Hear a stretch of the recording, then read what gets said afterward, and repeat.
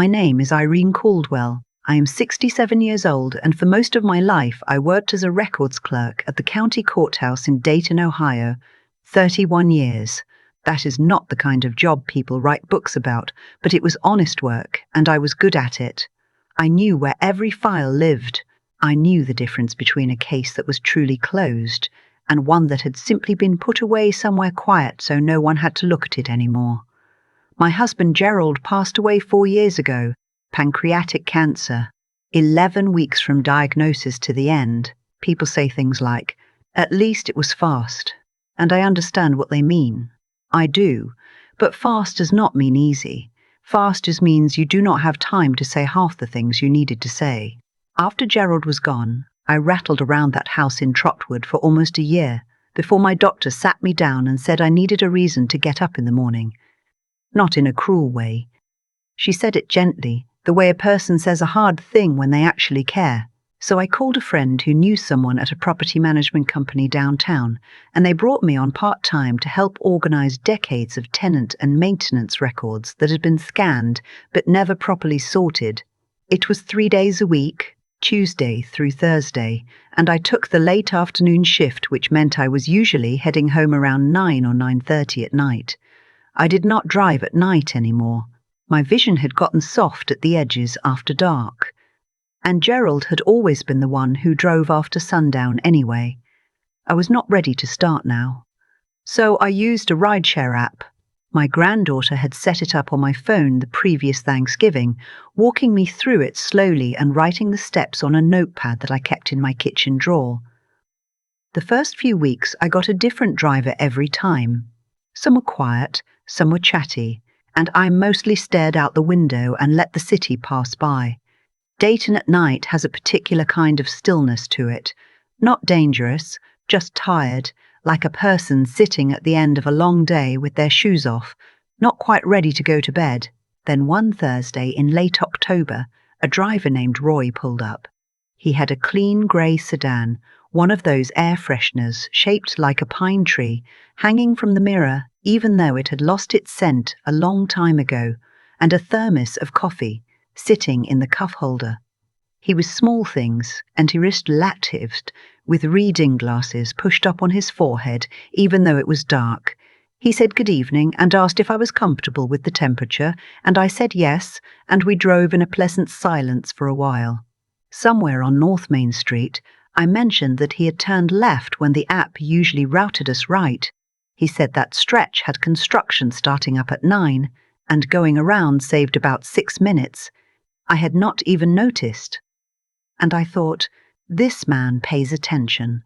I requested Roy again the following Tuesday, and the Tuesday after that. By November, I had figured out through the app that I could note a preferred driver, and whenever Roy was available, I chose him. He drove me home 18 times over the following 3 months. I know because I am the kind of person who keeps a small calendar on the refrigerator and writes things down. We talked sometimes, not deeply, not always. He told me he had a daughter in Columbus who was finishing nursing school. I told him about Gerald, a little, about the house feeling large. He did not offer advice or platitudes, and I appreciated that more than I could tell him. He just nodded in a way that meant he had heard me, really heard me, and kept driving. In December, I started bringing him coffee, a thermos from home. I made it the way I made Gerald's, dark roast with just a little chicory, the kind that smells like it means business. The first time, Roy looked at it and then looked at me and said, "You didn't have to do that." And I said, "I know." He drank it on the way back from dropping me off, I assumed, because the thermos was always clean and waiting in his cuff holder when he picked me up again. It became a habit, the way quiet habits do. I would pour the coffee before I left for work, wrap the thermos in a little dish towel so it stayed warm, and set it by my bag. On the nights Roy was not available, the thermos stayed home. The substitute drivers were fine, perfectly fine, but they were not Roy. I want to be honest about something. It was not romantic. I was not lonely in that way, or if I was not ready to name it. It was more that Roy had become part of the shape of my week, like the particular creak of the third stair in my house or the way the neighbour's porch light came on automatically at dusk. Reliable, quietly reassuring. The company I worked for was called Meridian Property Group.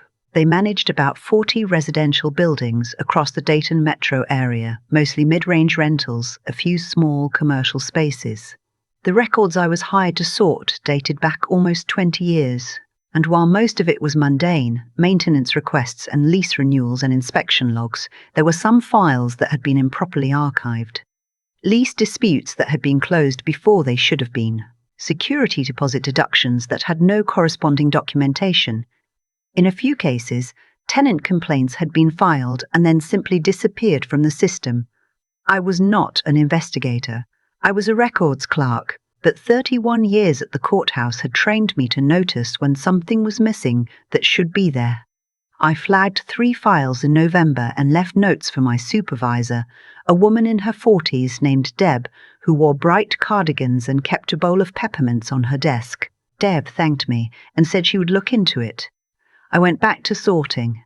In January, I noticed that the 3 files I had flagged were gone. Not just removed from my queue, gone from the shared drive entirely. I wrote it down in my notepad. Not at work, at home, at my kitchen table, after Gerald's old coffee mug had been refilled twice.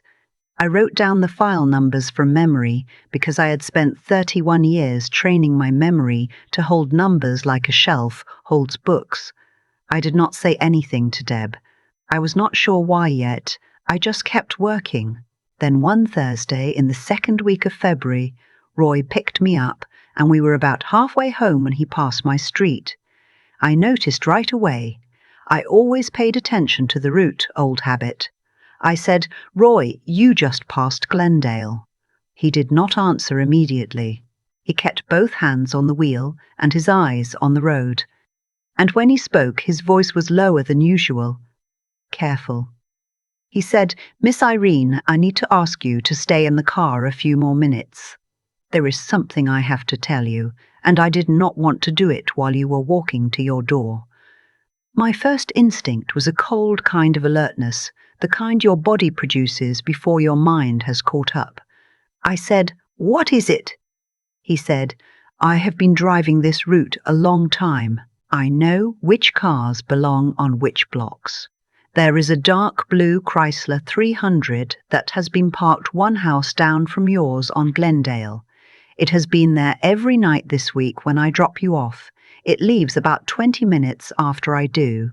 I noticed it 3 times, so I started writing down the plate. I sat very still. I said, "Are you sure it's the same car?" He said, "Same plates, same spot, same timing. I drive a lot of routes, Miss Irene, and I notice things. That car is not a neighbour's car. It does not move like a parked car moves. It sits alive." The heat was on in the sedan and the coffee thermos was in the cuff holder between us, and the city outside was just the ordinary nighttime city, but something had shifted in the air the way it shifts before a storm even when the sky still looks clear. I said, "Did you get the plate number?" He said yes. He had written it on the back of a receipt in his center console. He handed it to me without taking his eyes off the road. I looked at the number for a long time. And then I thought about the files that had disappeared. Roy drove us to a Frisch's Big Boy on Smithville Road that was still open. We sat in the parking lot with the engine running and I called my daughter in Centerville. She was alarmed, then focused, the way she gets when a problem requires action rather than feeling. She told me to stay where I was, and that she would call her husband, who worked in insurance and knew a few people at the Dayton Police Department. They're a professional association. Roy sat beside me in the car and drank the last of the coffee from the thermos lid while I made calls, and he did not ask questions or offer opinions. He just stayed. My son-in-law made a call that night. The plate came back registered to a man named Dale Prentice. I did not know that name, but when I looked at the 3 missing file numbers I had written in my notepad, and I cross-referenced them against my memory of the tenant names I had seen, one of them was a commercial lease dispute involving a property management LLC. I looked up that LLC the next morning using public records, the same way I had looked up entities for 31 years, and the registered agent's name was Dale Prentice. I have to slow down here and tell you what I actually understood in that moment, sitting at my kitchen table with my reading glasses on and Gerald's old mug in my hands.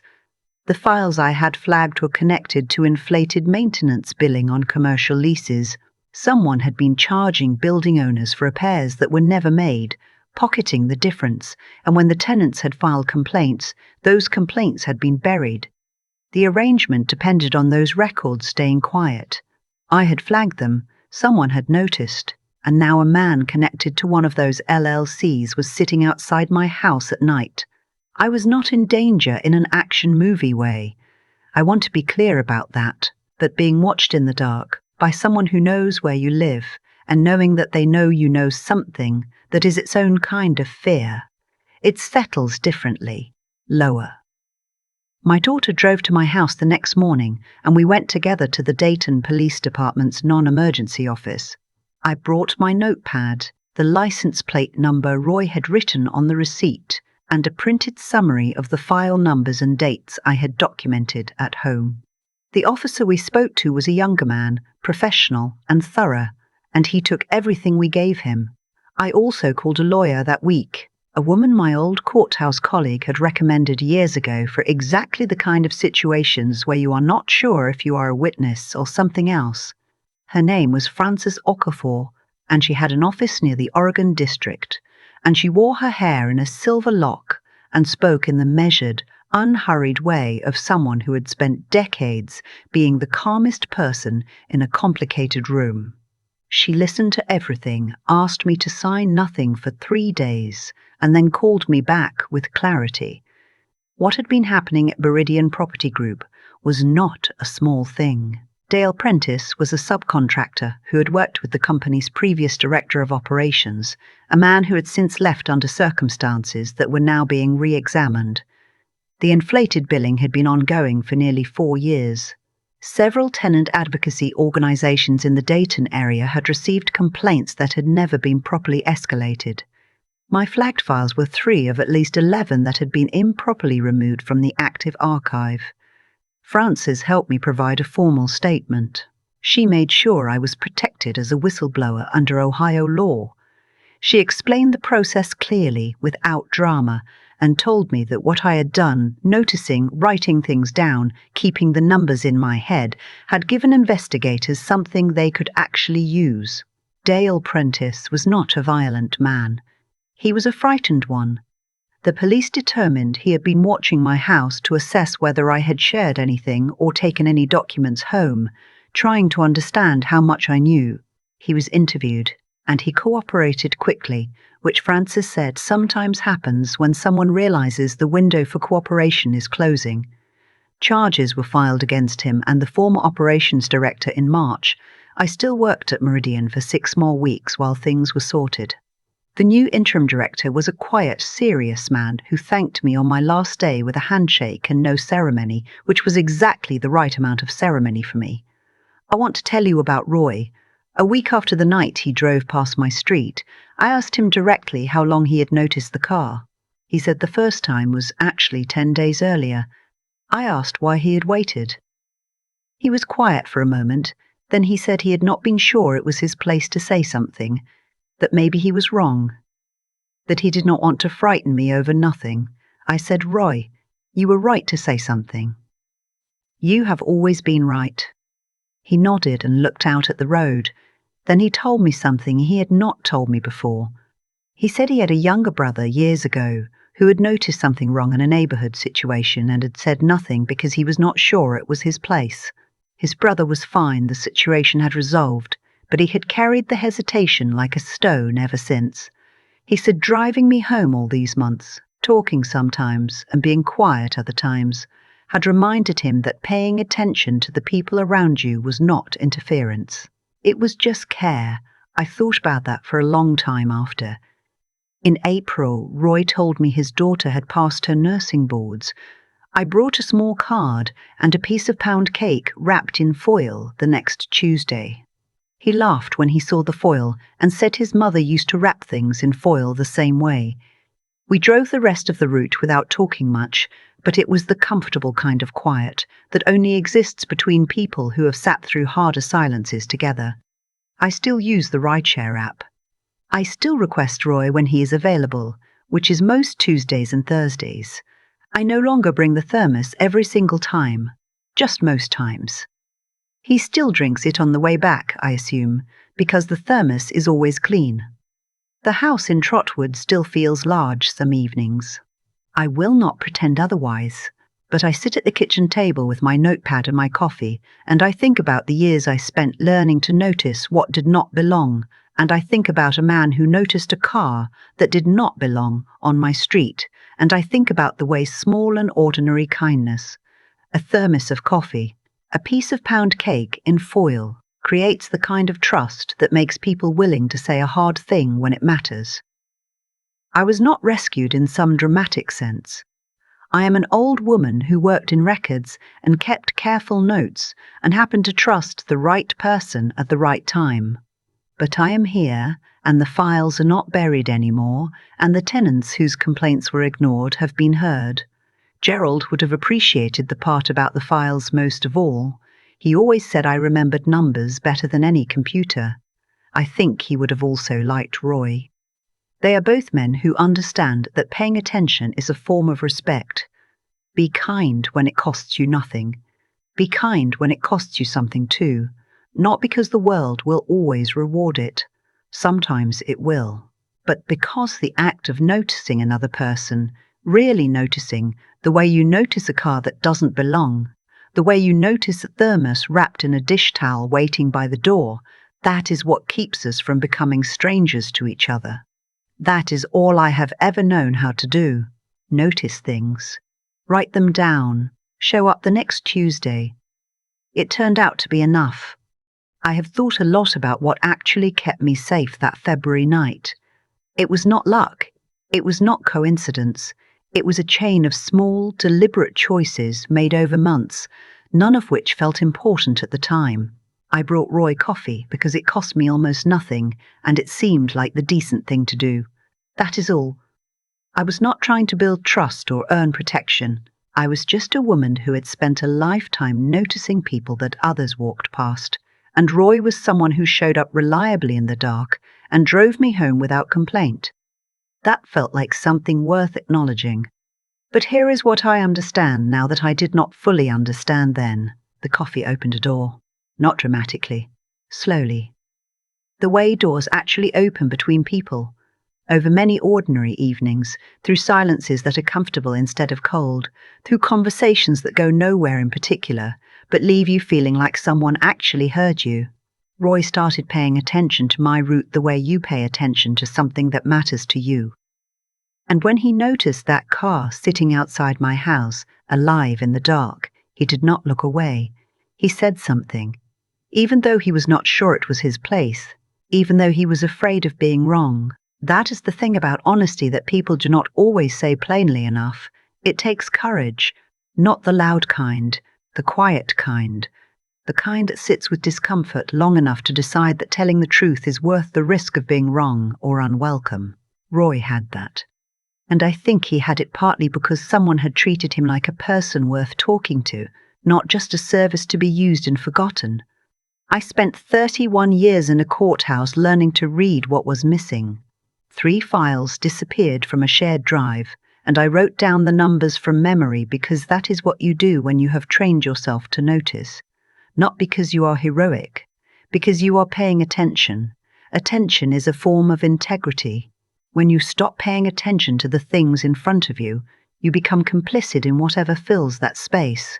What happened to those tenants, the ones whose complaints were filed and then buried, happened because enough people along the way decided not to notice, or decided it was not their place to say something. I understand that impulse. I felt it myself, in those weeks when I was writing things down at my kitchen table, but staying quiet at work. Sometimes the hardest part of having integrity is acting on what you already know. Frances Okafor showed me that part. She was steady and clear, and she moved without panic, And watching her work reminded me that intelligence without courage is just information sitting in a drawer. You have to do something with what you know. You have to be willing to stand in it. I am 67 years old. I'm not going to pretend I have everything figured out. But I know this. The shape of a life is built from the small choices, not the large ones. Bringing coffee. Writing down numbers. Saying something when you notice something wrong. Staying in the car while someone makes a difficult phone call in the dark. None of these feel like moral courage in the moment.